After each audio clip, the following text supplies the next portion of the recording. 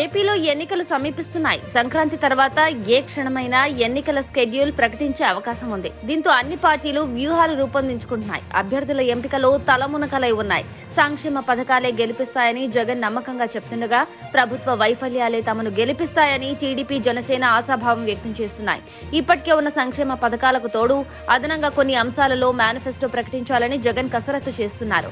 ఇప్పటికే 6 పథకాలతో TDP mini మేనిఫెస్టోను ప్రకటించింది. త్వరలో జనసేనతో కలిసి ఉమ్మడి మేనిఫెస్టో ప్రకటనకు కసరత్తు చేస్తోంది. మేనిఫెస్టోను ప్రజల్లోకి బలంగా తీసుకెళ్లి వారి అభిమానాన్ని చూరగొనాలని ఎవరికి వారే ప్రయత్నాలు ప్రారంభించారు. తెలుగుదేశం పార్టీ మినీ మేనిఫెస్టోను తీసుకొచ్చింది. దీనిలో నిరుద్యోగులు, మహిళలు, రైతులకు పెద్దపీట వేశారు.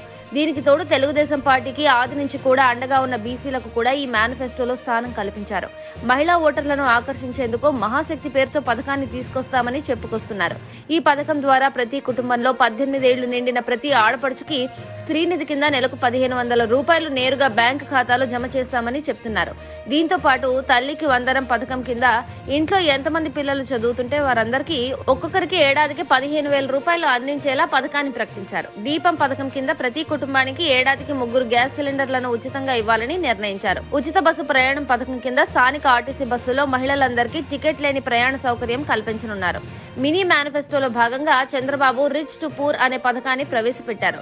ఈ పథకంలో పేదలను సంపన్నులు చేసే విధంగా టీడీపీ, జనసేన ప్రభుత్వం ముందడుగు వేస్తుందని ప్రకటించారు. 5 ఏళ్లలో పేదల ఆదాయాన్ని రెట్టింపు చేసేలా ప్రణాళికలు సిద్ధం చేసినట్లు ప్రకటించారు.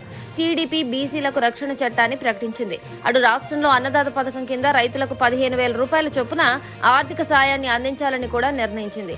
5 ఏళ్లలో 20 లక్షల ఉద్యోగాలు ఇస్తామని, ప్రతి నిరుద్యోగికి యువగళం నిధి కింద నెలకు 2,500 రూపాయలను అందించనున్నట్లు ప్రకటించింది. అయితే ఇప్పటికే నవరత్నాల రూపంలో అన్ని రకాల సంక్షేమ పథకాలను అమలు చేసినట్లు వైసీపీ చెప్తోంది.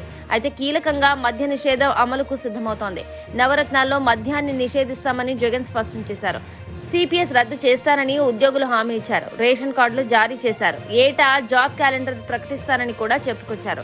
పెద్ద ఎత్తున ఉద్యోగాలు భర్తీ చేస్తానని ఆర్భటంగా ప్రకటించారు. ఉద్యోగులకు ఉన్న రాయితీలను కల్పించారు. గత ఎన్నికలకు ముందు పాదయాత్ర చేసే సమయంలో చాలా వర్గాలకు ఎన్నో రకాల హామీలు ఇచ్చారు. 100కు 99% హామీలు అమలు చేశారు.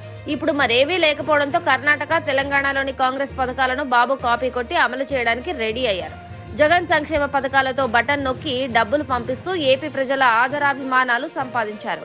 అటు చంద్రబాబు ప్రకటించిన మినీ మేనిఫెస్టోపై ప్రజల్లో మిశ్రమ స్పందన కనిపిస్తోంది. గత ఎన్నికల్లో ముందు జగన్ ప్రకటించిన నవరత్నాలు అంత స్పీడ్ గా ప్రజల్లోకి వెళ్లిందన్న కమెంట్స్ వినిపిస్తున్నాయి. బాబు పథకాలపై జనాల్లో నమ్మకం లేదు. అవన్నీ కాంగ్రెస్ పథకాలని బాబు కాపీ కొట్టాడని అంటున్నారు. 2014 ఎన్నికల్లో సైతం నిరుద్యోగ భృతి, రుణమాఫీ వంటి విషయంలో చంద్రబాబు ఇచ్చిన హామీలను అమలు చేయలేదు. దీంతో ప్రజలకు చంద్రబాబుపై ఒక రకమైన అపనమ్మకం ఏర్పడింది. ఆ ప్రభావం మినీ మేనిఫెస్టోపై పడింది. గెలుపు కోసం ఎత్తుగడ మాత్రమేనని ఎక్కువ మంది అభిప్రాయపడుతున్నారు. అయితే ఏడాదికి 3 గ్యాస్ సిలిండర్లు ఉచితంగా అందిస్తామన్న హామీ మాత్రం బాగుందని ఎక్కువ మంది అభిప్రాయపడుతున్నారు. ఎన్నికల మేనిఫెస్టోలు ఒక స్టంట్ గానే ఎక్కువ మంది అభివర్ణిస్తున్నారు. పాలనా పరంగా చంద్రబాబు ఫెయిల్ అయ్యారని, అభివృద్ధి, సంక్షేమ పథకాల పరంగా జగన్ కు ప్రజలు మద్దతు తెలుపుతుండడం విశేషం.